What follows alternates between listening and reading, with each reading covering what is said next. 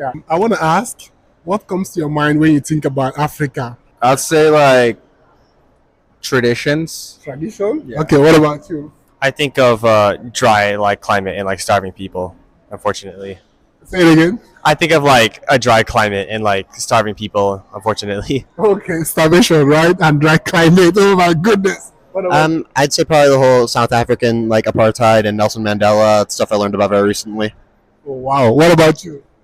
Maybe like the history of it. Like I know there's like a lot of stories and like a lot of history and events that happened in the past in Africa, which like made it into what it is today.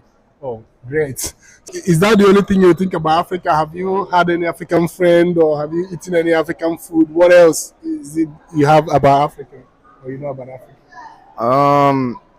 I mean, I've never had African food before. Mm-hmm. I did have this friend from Africa. Uh-huh. He told me some stories from the where he lived, Mm-hmm.